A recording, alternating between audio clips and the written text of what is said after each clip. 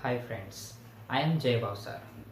दोस्तों, आज हम सीखेंगे कि एस्ट्रोलॉजी और टैरो कार्ड्स दोनों के बीच में क्या क्या डिफरेंसेस है उसके बारे में हम जानेंगे।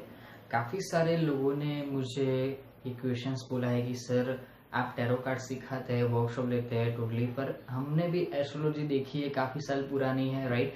तो इन दोनों के अंदर क्या क्या डिफरेंसेस है वो मुझे बहुत बार लोगों ने क्वेश्चंस पूछा है। तो दोस्तों, मैं उसके बारे में आज डिस्कस करने वाला हूँ आपके कि टैरो और एस्ट्रोलॉजी में जनरली क्या क्या डिफरेंसेस रहते हैं, राइट। तो दोस्तों, पहले मैं आपको बता दूं कि जैसे हम ज्योतिष विज्ञान है, ये एस्ट्रोलॉजी बहुत सदियों पुरानी है और वो भी एक अलग से साइंस के ऊपर काम करती है, राइट। और टैरो कार्ड्स है वो भी एक मॉडर्न साइंस है, वो भी एक साइंटिफिकली ही काम करते हैं, टोटली कार्ड्स टोटली।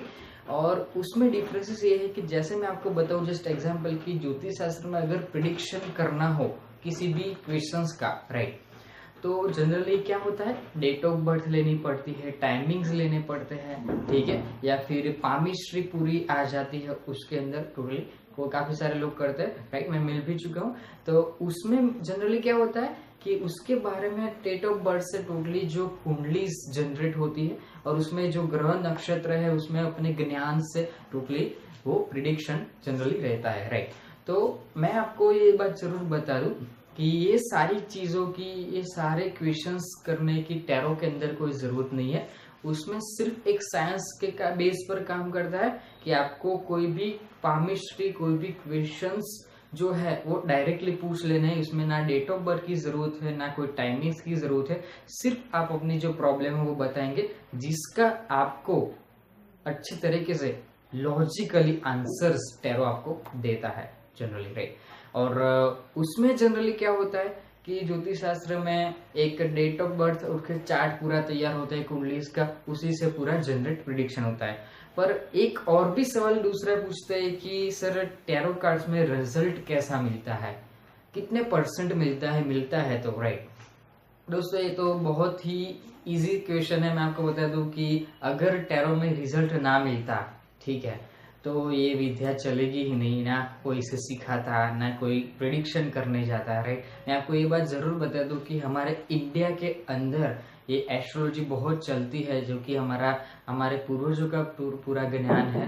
काफी सारे उसके अंदर साइंसिस काम करते हैं। बट आउट ऑफ इंडिया या फिर अलग अलग कोई भी जगह पर जाओ तो टोटली आपको घर घर आपको टैरो का रीडर्स मिल जाता है टोटली, बिकॉज वहाँ वो काफी इजी रहता है। मैं आपको ये बात जरूर बताऊँ कि वो टैरो कार्ड्स जो है वो सीखना बहुत इजी है। आप सिर्फ मेरे 2 दिन के वर्कशॉप में आके पूरे प्रोफेशनली टैरो का रीडर बन सकते हैं मेरी तरह।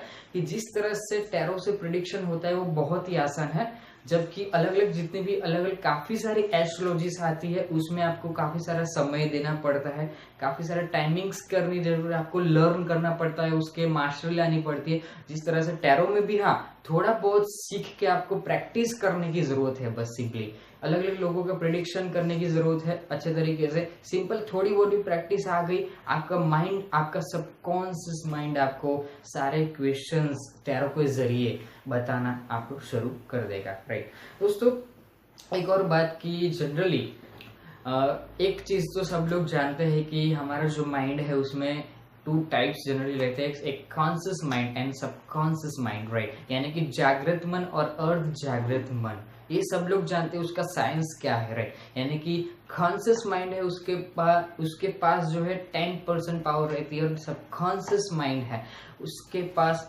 90% पावर जनरेट हमारे माइंड के अंदर रहती है, राइट। तो जनरली टैरो कार्ड्स में है क्या, मैं आपको दूं, इसके पीछे साइंस यही काम करता है हमारे सबकॉन्शियस माइंड का दोस्तों। कि पहले के जमाने में क्या था कि काफी सारे योगी मुनि थे, ऋषि मुनि थे, अलग अलग तरह के संत महात्मा थे। तो वो लोग किस तरह से प्रिडिक्शन करते थे, अपना काफी सारा गहरा ध्यान करके, अपनी साधना बढ़ा के आने वाले फ्यूचर्स में क्या क्या होने वाला है वो सारा कुछ वो टैरो के जरिए नहीं थे, पर अपने ज्ञान से जानते थे। टैरो को अभी काफी साल पहले आया, राइट। उसके पहले की सदियों में जाए तो काफी टाइम्स पहले, जब काफी सारे टाइम्स गुजर गया पहले के जमाने में, जब बहुत सारा अच्छा सात्विक बोलते हैं या फिर अलग अलग तरह की बोलते हैं, राइट। तो उसमें ये जरूरी है, ठीक। तो अभी सिंपल फिलहाल जमाने में क्या है कि टैरो के पीछे जो साइंस काम करता है वो भी बहुत ही प्राचीन है, बहुत ही पुराना है, राइट। ये जो हम कॉन्शियस और सबकॉन्शियस माइंड का डिफरेंस कहते हैं, उसमें क्या है कि फिलहाल अभी प्रेजेंट के जमाने में काफी सारे लोग हैं जो साधना करते हैं पर चाहिए इतना रिजल्ट नहीं मिलता, राइट।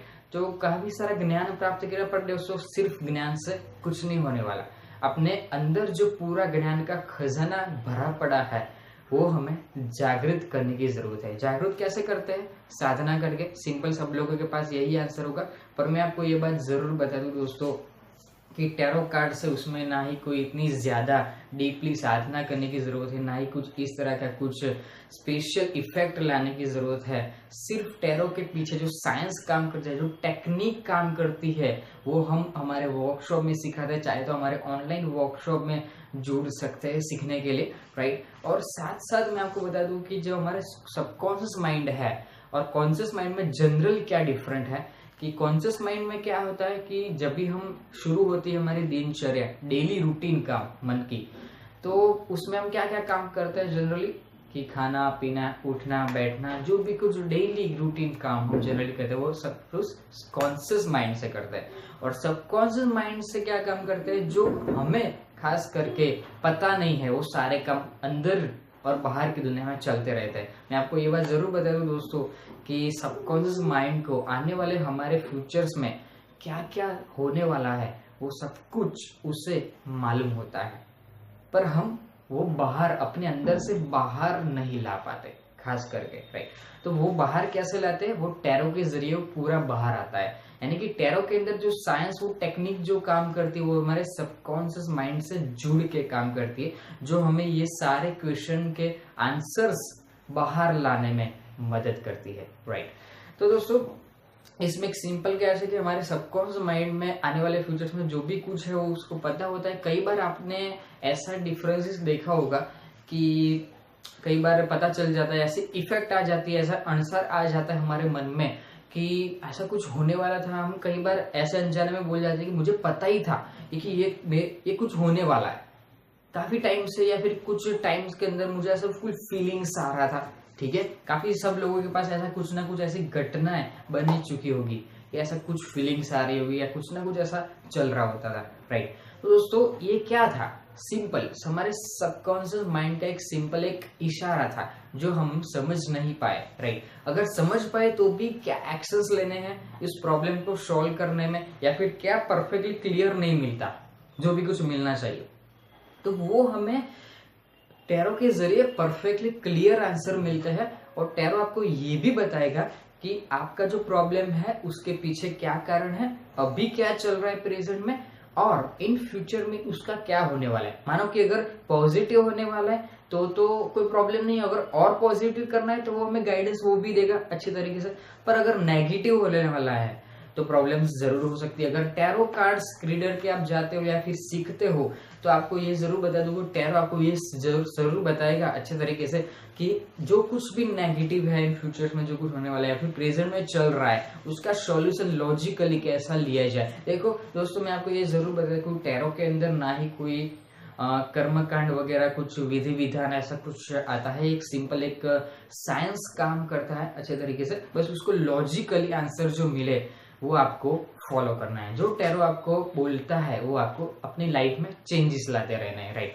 कई बार टैरो कार्ड्स आपकी लाइफ में इतने सारे रहस्य खोल लेता है जो आपको भी मालूम नहीं है। आप देख के काफी सारा शॉक हो सकते हो, या फिर पहली बार किसी टैरो का रीडर के, अच्छे टैरो का रीडर से पास जाओ तो आपके सारे रहस्य को खोल के दिखा सकता है, राइट। तो टैरो के अंदर इतनी ताकत जरूर है, वो हमारे माइंड के अंदर से काम करता है, वही सिंपल एक साइंस काम करता है दोस्तों। तो दोस्तों मैं आपको थोड़ा डिटेल्स बता दूं कि मेरा जो वर्कशॉप है वो टोटली 2 दिन का रहता है टैरो कार्ड्स का। उसमें आपको टैरो के रिलेटेड जितनी भी बातें हैं, जितने भी प्रैक्टिकल्स है, वो सारे इसके अंदर सिखाए जाते हैं। उसके अंदर जो टैरो के रिलेटेड जो भी मेडिटेशंस है वगैरह, जो आपके टैरो की एनर्जी और आपकी खुद की एनर्जी उस डेक के अंदर जाए और पूरी मिक्सअप हो जाए, तो आपके लिए वो जो डेक है वो परफेक्टली काम करना शुरू कर देता है दोस्तों।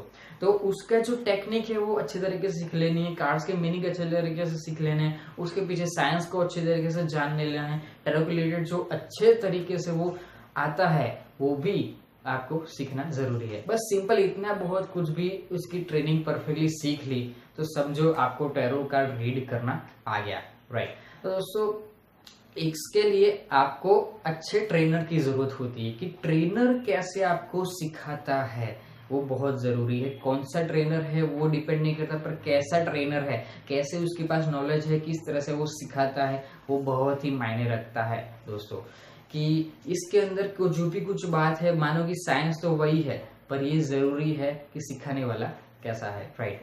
तो आई होप कि आपको इतने आंसर से जवाब जरूर मिल गए होंगे।